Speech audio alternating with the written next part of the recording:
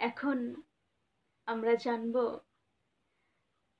শিব চতুর্দশী ব্রত কিভাবে শুরু হলো সেই সম্পর্কে।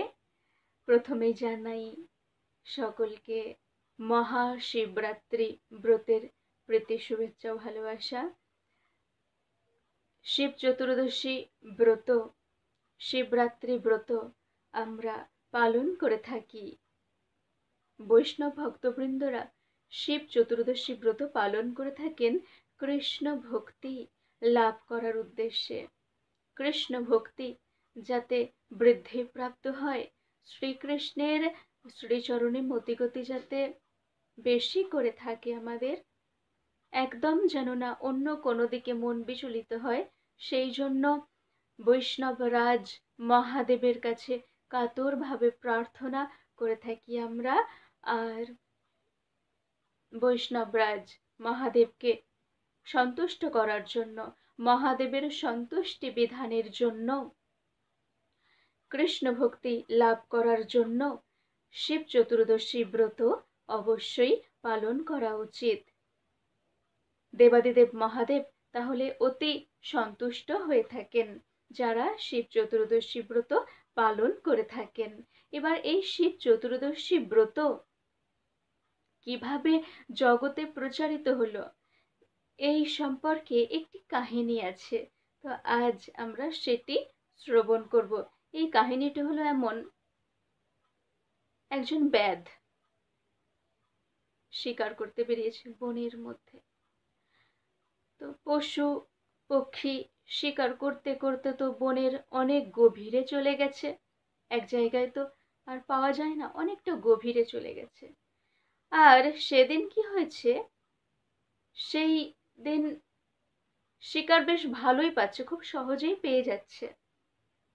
তো আরো চাই করতে করতে বেশ ভালোই আনন্দ হচ্ছে, সহজেই পাওয়া গেলে কি হয়, আনন্দে আরো দেখি পাওয়া যাবে, এরকম করে বেশ অনেক শিকার করেছে। আর এই রকম করতে করতে যেহেতু সহজেই শিকার করতে পারছিল, সেই জন্য অনেকটা বেশ অনেক রাত্রি হয়ে যায়, সন্ধ্যা নেমে আসে। এবার জঙ্গল থেকে যে বের হবে, বের হতে হতে এমন অন্ধকার হয়ে যায় যে আর কিছু দেখা যাচ্ছে না। প্রথমে বাড়ি ফিরে আসার চেষ্টা করছিল, কিন্তু অনেক শিকার করেছে তো, নিয়ে আস্তে আস্তে অনেক ভারী হয়েছে, নিয়ে আস্তে আস্তে আর এত ক্লান্ত হয়ে পড়েছে, একটু বিশ্রাম নিতে গিয়ে ব্যাস সময় মতো সন্ধ্যা নামার আগে আর জঙ্গল থেকে বাইরে বেরিয়ে আসতে পারেনি। এবার কি হয়, খুব বিপদের মধ্যে পড়ে যায় যে আমি তো চোখে আর কিছু দেখতেই পাচ্ছি না, কোন দিকে যাব, আমি কিছু বুঝতেই পারছি না যে আমি কোন দিকে যাব। এইরকম তো কোনোদিন হয়নি, আজ এমন হলো যে কোন দিক দিয়ে আমি বাড়ি যাই, প্রতিদিনই শিকার করতে আসি, কিন্তু সেদিনটা এইরকম হয়ে গেছে।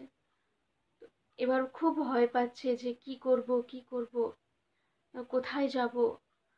আর এবার দিনের বেলাতে সে সকলকে মেরে ফেলে, পশুদেরকে মেরে শিকার করে সব নিয়ে আসে তাদেরকে, কিন্তু রাত্রিবেলা তো পশুদের শক্তি বেশি হয়ে যায়।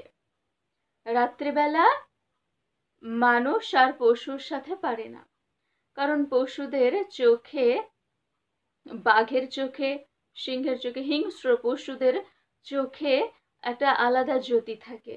দেখবেন বিড়াল, কুকুর, বিড়াল এদেরই রাত্রিবেলা চোখ জ্বলে, ওদের চোখে এমনই রেটিনা, এমনই কিছু আছে, তো জানি না সে বিষয়ে, তো কিছু আছে এমন যা মানুষের দৃষ্টির থেকে তীক্ষ্ণ দৃষ্টি থাকে। আর বাঘ সিংহের তো আরো তীক্ষ্ণ দৃষ্টি, অন্ধকারে মানুষ দেখতে পায় না কিন্তু ওরা দেখতে পায়। যা জিনিস মানুষ চোখে দেখতে পায় না, তারা সেই জিনিস চোখে দেখতে পেয়ে যায়। সেই জন্যই দেখবে না রাত্রিবেলায় ঘেউ ঘেউ করতে থাকে, বা বিড়াল খুব ডাকতে থাকে। কিসের জন্য? কারণ তারা অন্ধকারের মধ্যেই দেখতে পাচ্ছে, কিন্তু আমরা তা দেখতে পাই না। যাই হোক, এবার তারা দেখতে পাচ্ছে, তারা তো এবার আক্রমণ করবে সেই ব্যাধকে। তখন যখন এরকম আওয়াজ, হিংস্র পশুদের আওয়াজ পাচ্ছে, আর সেই আওয়াজ তো পরিচিত, শিকার করে খুবই পরিচিত সেই ব্যাধ, এবার তাড়াতাড়ি করে ভয়ে একটা গাছে উঠে পড়ে। আর সেই গাছটা জাতা গাছ না, সেই গাছ বিল্ল বৃক্ষ, বেল গাছ। আর সেই গাছে উঠে পড়ে। এবার এত শীত পাচ্ছে, খুবই শীত পাচ্ছে, বেশ ঠান্ডা নেমে আসছে, যত রাত্রি আসছে ঠান্ডা নেমে আসছে। আর সকাল থেকে সেদিন কিছু খেয়েও আসেনি, শিকার করতে পেরেছে, একটু খেয়ে আসেনি। এবার সারাদিন উপবাস, জানে যে বাড়ি ফিরে তারপর খাবো, বাড়িতে গিয়ে খাবে ঠিক করেছিল, কিন্তু সেদিন আর খাওয়া হয়নি। এবার অন্ধকার হয়ে গেছে, ক্ষুধা তৃষ্ণায় কাতর হয়ে যাচ্ছে, আর এত শীত পাচ্ছে, এত ঠান্ডা লাগছে যে এবার কাঁপতে শুরু করেছে, খুব কষ্ট হচ্ছে, এত কুয়াশা, এবার এমন শিশির যে সেই গা বেয়ে, সেই ব্যাধের গা বেয়ে শিশির এবারে নিচে পড়ছে। আর সেই বৃক্ষ তো বিল্ল বৃক্ষ, সেই বৃক্ষের তলায় শিবলিঙ্গ রয়েছে। সেই বৃক্ষের তলায় দেবাদিদেব মহাদেব রয়েছেন। আর শিবলিঙ্গ কি হয়, ফাল্গুন মাসের কৃষ্ণপক্ষের চতুর্দশী তিথিতে যেখানে যত শিবলিঙ্গ আছে, সকল শিবলিঙ্গে দেবাদিদেব মহাদেব তিনি বিরাজিত হন, তিনি বিরাজমান থাকেন। তো সেই শিবলিঙ্গে দেবাদিদেব মহাদেব একেবারে তিনি প্রকট হয়ে গেছেন। আর এদিকে এত কষ্ট হচ্ছে যে এবার কাঁদতে শুরু করে দিয়েছে, ক্রন্দন করছে। আর এই যে অশ্রু ওপর থেকে নিচে পড়ছে, আবার তার গা বেয়ে যে শিশির নিচে পড়ছে, তা সেই লিঙ্গের ওপরে, শিবলিঙ্গের ওপরে পড়ছে। আর এবারে একটু নাড়াচাড়া করছে যত, তত বিল্লপত্র, বেলপাতা দেবাদিদেব মহাদেবের মাথার উপরে পড়ছে, আর ওই রকম অশ্রু পড়ছে। সেই দিনটি ছিল শিব চতুর্দশী দিন, ফাল্গুন মাসের চতুর্দশী তিথি, সেই দিনটি ছিল। সেই দিনে অজান্তে তার ব্রত পালন করা হয়ে যায়, অজান্তে ব্রত পালন হয়ে যায়, শিব ঠাকুরের মাথায় জল ঢালা হয়ে যায়, আর বিল্লপত্র প্রদান করা হয়ে যায়। এর ফলে দেবাদিদেব মহাদেব তিনি অতি প্রসন্ন হলেন। তিনি তো একেবারে শিবলিঙ্গে অধিষ্ঠিত রয়েছেন শিব চতুর্দশীতে।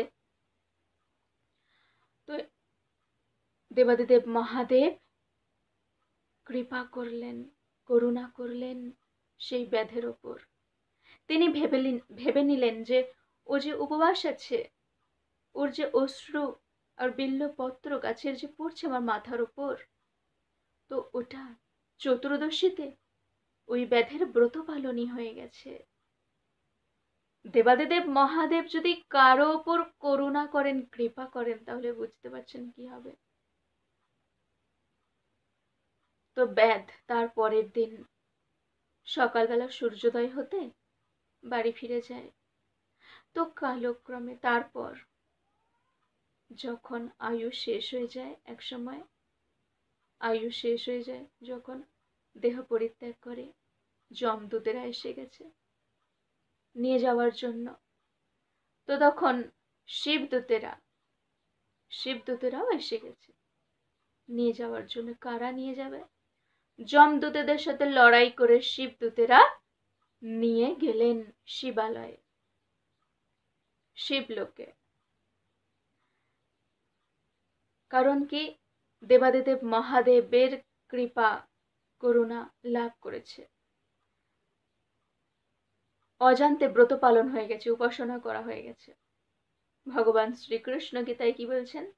यान्ति देवव्रता देवान् पितॄन् यान्ति पितृव्रता भूतानि यान्ति भूतेज्या यान्ति मद्याजिनोऽपि मम।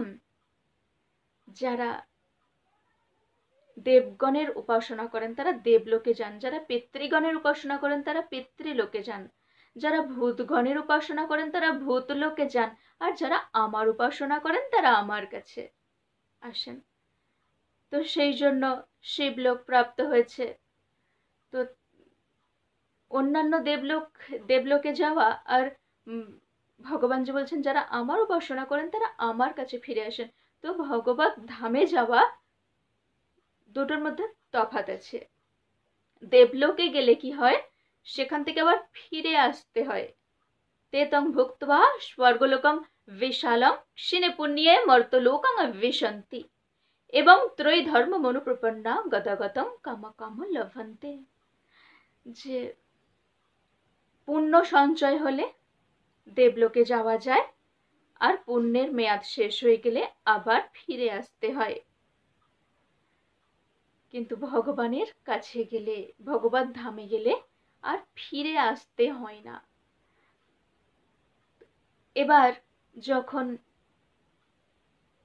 শিবলোকে চলে যায়, যমদূতেরা ফিরে গিয়ে যমরাজকে জানাচ্ছে যে হে মহারাজ, আমরা আনতে গেছিলাম কিন্তু আমাদেরকে আনতে দেয়নি শিবদূতেরা।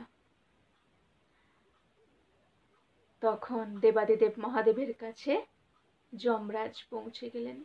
যমরাজ জিজ্ঞাসা করলেন যে আমার দূতেরা আনতে গিয়েছিল কারণে সারা জীবন পাপ করেছে, খুবই পাপ করেছে, প্রতিদিন কত জীব হত্যা করেছে, কত রকম কত রক্তাক্ত করেছে সকলকে। তো এ তো একেবারে পাপী, একেবারে পাপী, একে শাস্তি দিতে হবে। কত নিষ্ঠুরভাবে হত্যা করেছে। কিন্তু মহাদেব বললেন যে হ্যাঁ জানি, পাপ করেছে, সব কিছু করেছে, কিন্তু অজান্তে শিবরাত্রি ব্রত পালন করে ফেলেছে, সেই জন্য সমস্ত পাপ তাপ দূর হয়ে গেছে, আর তাই শিবলোকে এসে গেছে। তখন যমরাজ বললেন যে ঠিক আছে। তো তাহলে দেখুন যে দেবাদিদেব মহাদেবের কৃপা লাভ করে একজন ব্যাধ দুঃখ কষ্ট থেকে মুক্ত হয়ে যায়, নরক যন্ত্রণা ভোগ থেকে মুক্ত হয়। আর এবার ভেবে দেখুন যে যদি আমরা সবাই কৃষ্ণ ভক্তি লাভের জন্য দেবাদিদেব মহাদেবের কাছে প্রার্থনা করতে থাকি, অজান্তে নয়, আমরা যদি জেনে যে আজ ব্রত পালন করব, আগের দিন থেকে যদি সংকল্পবদ্ধ হয়ে কৃষ্ণ ভক্তি লাভের জন্য দেবাদিদেব মহাদেবের কাছে প্রার্থনা করতে থাকি, তাহলে তিনি কত প্রসন্ন হবেন। সেই জন্য সকল বৈষ্ণবেরা শিব চতুর্দশী ব্রত পালন করে থাকেন। ওনাকে সন্তুষ্ট করলে ভগবানের কৃপা অনায়াসে লাভ করা যাবে। কারণ দেবাদিদেব মহাদেবের মনে প্রাণে ধ্যানে সর্বদা শ্রী গোবিন্দ বিরাজমান। শ্রী গোবিন্দের নাম সংকীর্তন করা উচিত শিব চতুর্দশী ব্রততে। শ্রী গোবিন্দের নাম সংকীর্তন শ্রবণ করলে দেবাদিদেব মহাদেব অতি সন্তুষ্ট হন। সবাই আমার সাথে বলুন, হরে কৃষ্ণ কৃষ্ণ কৃষ্ণ হরে হরে, হরে রাম রাম রাম হরে হরে।